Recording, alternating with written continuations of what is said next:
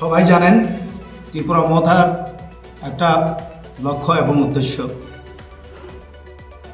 বিভিন্ন রাজনৈতিক দল থেকে কেউ ন্যাশনাল পার্টি, কেউ রিজনাল পার্টি, আইপিএফটি, টিএসপি বিভিন্ন দল ছেড়ে মহারাজার নেতৃত্বে ত্রিপুরা মথা ত্রিপুরা নামে গঠিত 2021-এর 5 তারিখ ফেব্রুয়ারিতে এই দল গঠিত হয়।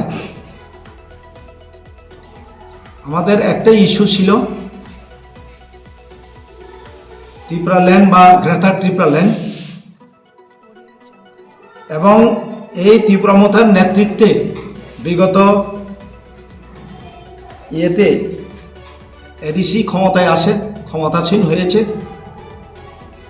টিএসপির অ্যাফিলিয়েশনে আপনারা সবাই জানেন ত্রিপুরা মথার কোনো রেজিস্টার পার্টি ছিল না।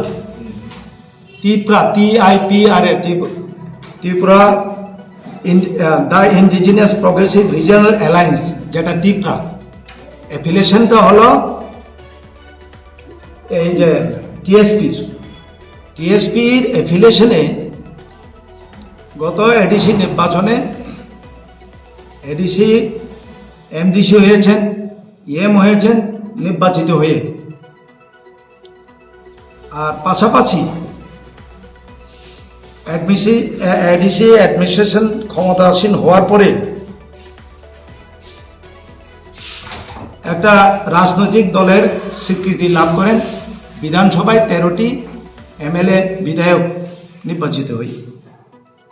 কিন্তু এটা আপনারাও জিজ্ঞেস করেননি, আমাদের ত্রিপুরা সাহ কেউই জিজ্ঞেস করেন যে এই ত্রিপুরা মথা পার্টি এখন তো টিটাই ক্যাপিটাল, বাকিটা TIPRA মঠা পার্টির কনসেন্ট নেই, কারোর সঙ্গে আলোচনা নেই। ত্রিপুরা মথা পার্টির দীর্ঘ আজকে 3 বছর অতিক্রান্ত, তার এক্সিকিউটিভ বডি নেই, কনস্টিটিউশন নেই, শুধু ব্লক আছে, ডিস্ট্রিক্ট আছে, আর সুপ্রিমো আছে, এমডিসিরা আছে, বিধায়করা আছেন। হঠাৎ করে বিধানসভার প্রাক মুহূর্তে ত্রিপুরা মথা নামে অ্যাফিলিয়েশন নিয়ে বিজয় রামঘলের পরিবর্তে আর একজন সিগনেচার করেন। যে যাই হোক, ত্রিপুরাসাদের একটা আশা আকাঙ্ক্ষা ছিল এবং দৃঢ় বিশ্বাস ছিল যে আমরা নিশ্চয়ই আমাদের আন্দোলন করে আমরা আমাদের দাবি আদায় সক্ষম হবে, কিন্তু সেটা সম্পূর্ণভাবে বিফল আমরা লক্ষ্য করেছি। যে স্ট্যান্ড পয়েন্টে ছিল আমাদের গ্রেটার ত্রিপুরা ল্যান্ড, সেই ইস্যুটি হঠাৎ করে উধাও হয়ে গেল। কখনো ইন্টারলোকেটর, কখনো কনস্টিটিউশনাল সলিউশন, এটা আমরা দলের যারা নেতৃত্বে আমরা আছি আমরাই বুঝতে পারিনি, তো জনগণ কি করে বুঝবে? যে ত্রিপুরাহা TSP ত্রিপুরাহা স্টেট পার্টি, যার সঙ্গে লিখিত গত 18 ফেব্রুয়ারি লিখিত এগ্রিমেন্ট হয় ত্রিপুরা মথার সাথে যে কারোর সাথে অ্যালায়েন্স করতে পারবে না, এটা বিভিন্ন আছে, বিস্তারিত করে পরবর্তী সময়ে আমরা আপনাদেরকে দিতে পারবো। যে কোনো consent, without any consent, any conversation, হঠাৎ করে এই পার্টিটা গঠিত হলো ত্রিপুরা মথা পার্টি, এবং 13 জন নির্বাচিত MLA। এবং আমরা শুনেছি প্রকাশ্যে অন রেকর্ড বিধানসভায় যিনি LOP উনি বলেছেন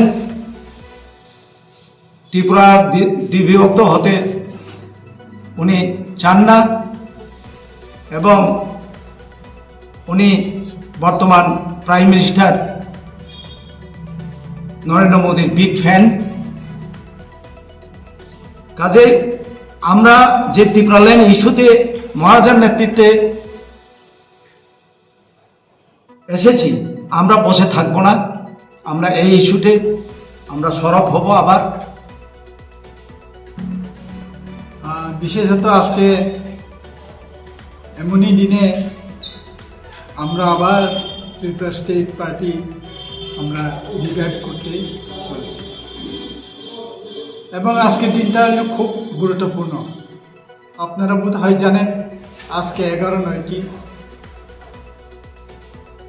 মনে আছে আপনাদের ওয়ার্ল্ড ট্রেড সেন্টারের যেদিন ঘটনা হয়েছিল আজকের দিনে। তো সেটাই চিন্তা আমরা একটা ঐতিহাসিক এবং আজকেও এটাই ঐতিহাসিক হবে। আজকে আমরা ত্রিপুরা মথা থেকে আলাদা হয়ে ত্রিপুরা ল্যান্ড স্টেট পার্টি, যেটা আগে প্রথমে মথার সঙ্গে চুক্তির মাধ্যমে করেছিলাম, তাই আজকে আমরা এই মঠা থেকে সেপারেট হয়ে আজকে আমরা এই ত্রিপুরা ল্যান্ড স্টেট পার্টি আমরা সেটাকে রিভাইভ করতে চলেছি। তার জন্যই আজকে এই প্রেস মিটের জন্য আমরা ডেকেছি। এবং আজকে কেন, হয়তো আপনারা জিজ্ঞেস করতে পারেন কেন আমরা এটা করতে যাচ্ছি। আমি বিস্তারিত বলতে চাই না, তবে আমরা এতটুকু বলতে চাই যে আগামী দিনে আমরা এই ত্রিপুরা ল্যান্ড স্টেট পার্টি দিয়েই আমরা আমাদের জনজাতিদের ভবিষ্যৎ এবং আমাদের যে দাবি দেওয়া হবে আমাদের সংবিধানের 2-3 ধারা, যেটা ওই দাবিকে নিয়েই সামনে আমরা আন্দোলন করব। এবং আজকে আমরা দেখেছি এই গত 15-16 প্লেনারি শেষ হওয়ার পর ত্রিপুরা মঠা থেকে আমরা কোনো আন্দোলনের কোনো আর দেখি নাই। কিন্তু আমরা চাইছি যে আমাদের জনজাতিদের যে সার্ভাইভালের কথা চিন্তা করে আজকে আমরা নতুন করে এই ত্রিপুরা ল্যান্ড স্টেট পার্টি আমরা সূচনা করতে যাচ্ছি। এবং আমি আশা করি যে আমাদের জনসাধারণ তারাও বুঝেছেন এই ত্রিপুরা মথা দিয়ে আমাদের কি হবে, সেটাই এইখানে একটা গ্রেট কোয়েশ্চেন মার্ক। ওইটা আপনারা জানবেন, আমরা যখন ত্রিপুরা মথা প্রথম থেকে শুরু করি, আমিও একজন ছিলাম, দীনেশ দেববর্মা উনিও ছিলেন, মহারাজা ছিলেন। কিন্তু আজকে আজ অবধি আমরা কি দেখতে পাই যে না, আমাদের যে দাবি দাওয়া নিয়ে আমরা এতদিন আমরা আন্দোলন করেছি হঠাৎ করে স্থগিত হয়ে গেল। এবং এর থেকেই আমরা বুঝি আমাদের এই দলকেই চাঙ্গা করে আমরা আগামী দিনে আমাদের আন্দোলনের কর্মসূচি শুরু করব এবং আমরা আমাদের দাবির আদায়ে আমরা আন্দোলন চালিয়ে যাব।